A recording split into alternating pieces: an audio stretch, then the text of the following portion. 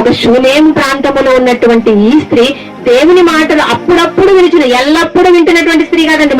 మన గురించి మొట్టమొదటి ప్రారంభంలో చెప్పుకున్నాం కదండి, మనము ఎల్లప్పుడూ వినుచున్నను సత్య విషయమైన అనుభవం జ్ఞానం లేని స్త్రీలు, అవివేక స్త్రీలు.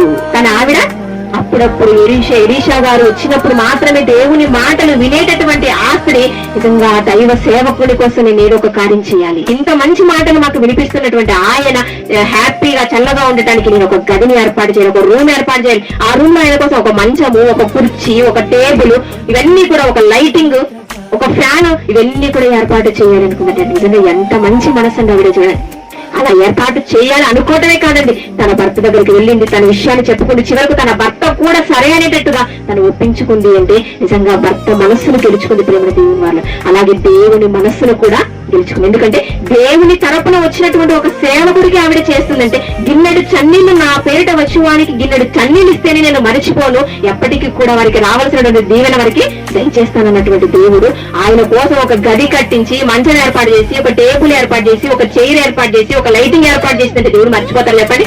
మర్చిపోలేదండి. అందుకే ఆవిడ గురించి ఏం రాయించాడు? గనురాలైనటువంటి ఒక స్త్రీ అన్నాడు.